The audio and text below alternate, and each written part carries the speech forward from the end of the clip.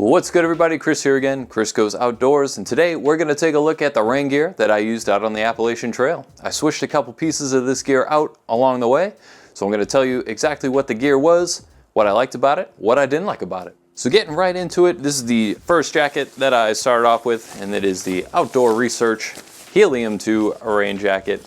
This right here is the extra large version, and it weighs in at a very, very lightweight 7 ounces.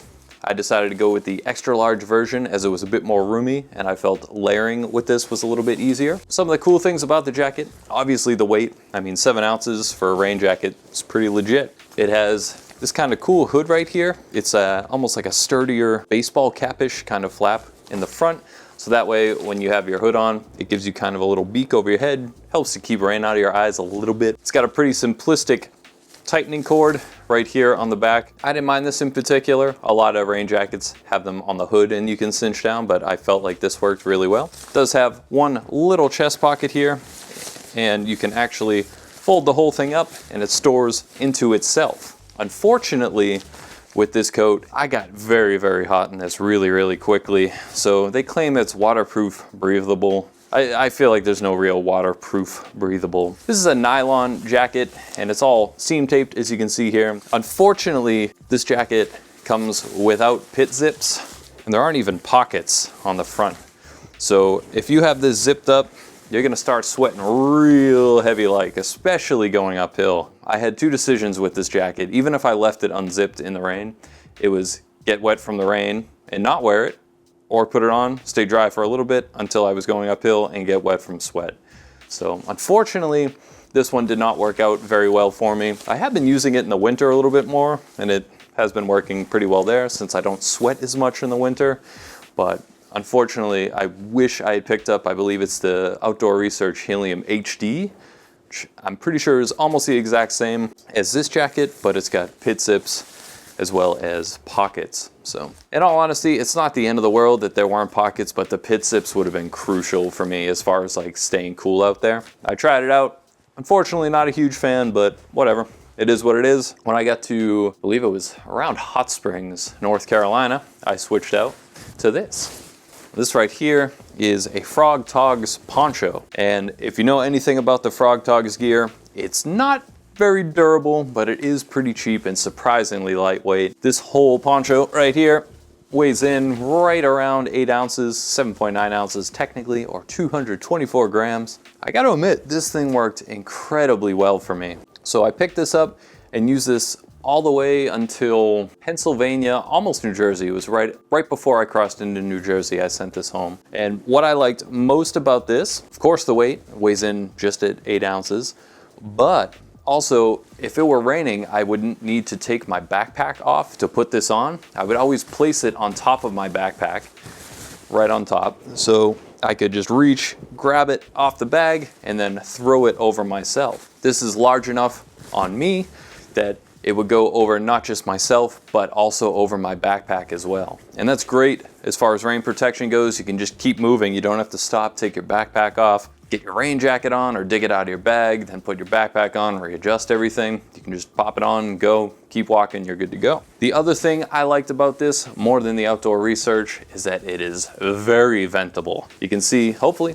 on the sides here, that there's tons of space, and you can unbutton it. There are 3 buttons on the side here, and air yourself out really nice. So if it were really hot out, you could just pop them all open and get some decent rain protection. Or if it were a little bit colder, you could snap this down and try to keep yourself a little bit more warm, but still remain a little bit ventilated.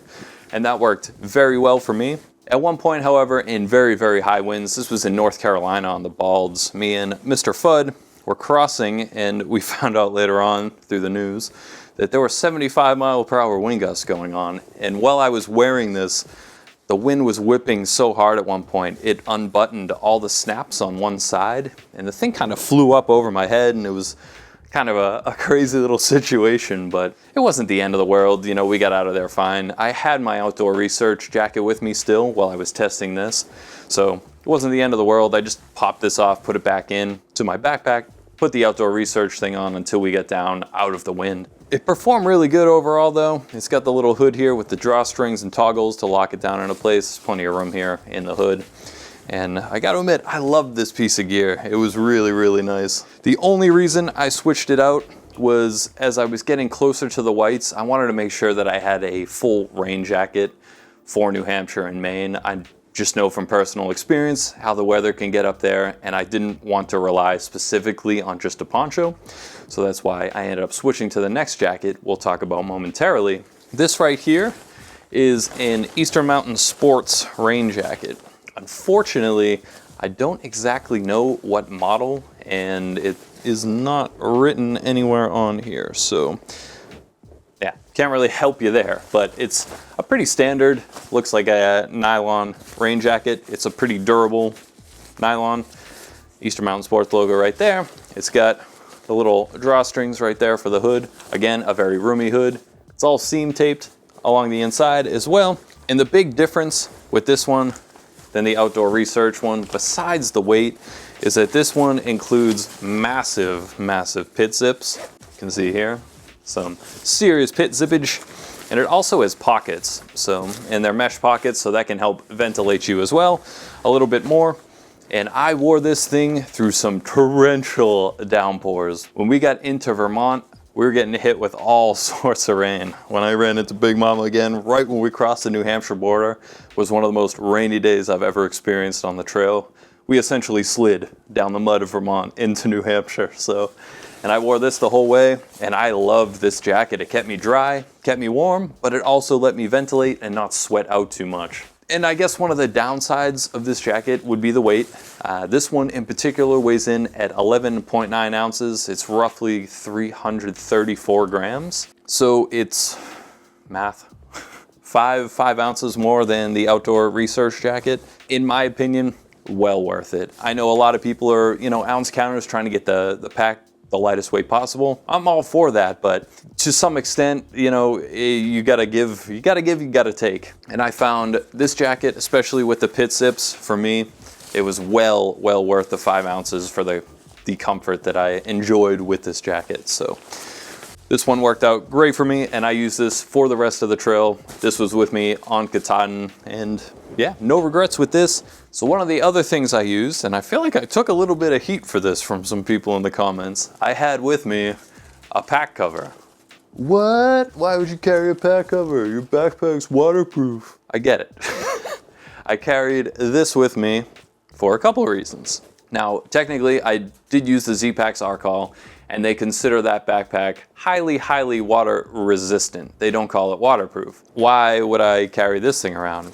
I stored a lot of stuff on the outside of my backpack, and I also had a ton of electronics with me. Between cell phones, batteries, extra batteries to charge other things, my camera, I had an iPad to edit video, and I wanted to make sure 100% that those things were gonna be okay and dry.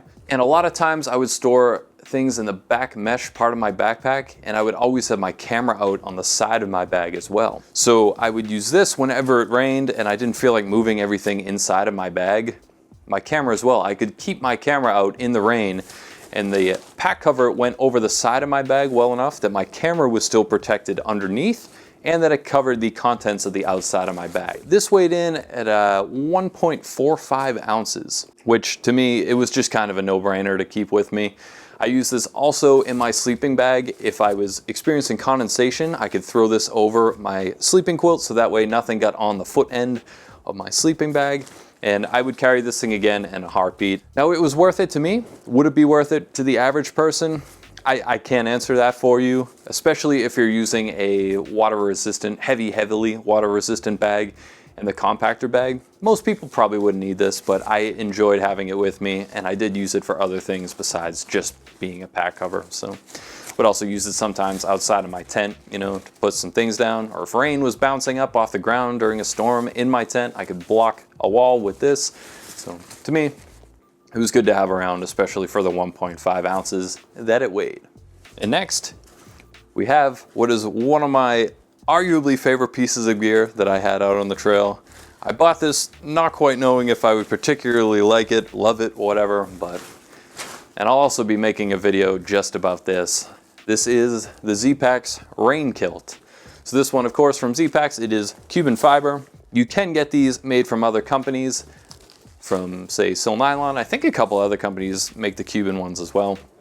And a lot of people will carry rain pants, but similar to how the outdoor research was a little too hot for me, the Helium 2, rain pants I just feel like would not be a good time. You just be sweating it out real bad down there. That's never fun. So I picked up my rain skirt here, and this thing was awesome. I loved this piece of gear, and again, I'll make a full video on this to come.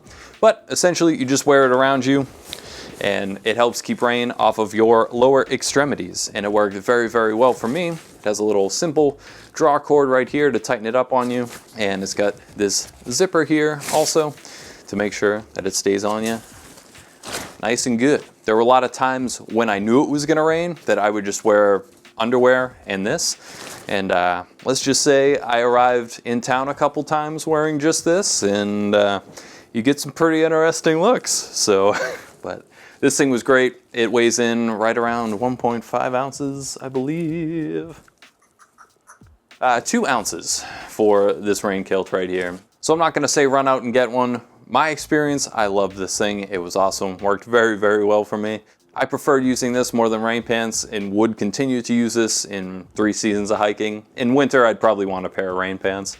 All in all, it worked really well, held up pretty good too, so. And last but not least, an honorable mention. A lot of people, I would say everybody I saw, was using this, and that is some sort of backpack liner. So this is a white trash bag. It's technically a compactor bag. The compactor bags are a little bit more thick than the typical trash bag, and typically a little bit larger too. And it weighs in about 1.5 ounces for this one in particular. And I would line my backpack with this and keep things inside of it that I did not want to get wet. That list would include my down jacket, my extra clothing, my sleeping bag, and my electronics. And this system worked really well. It kept the things that I needed dry. All my electronics were still functioning at the end of the trail, almost, but it's not because of this, it's because I broke them.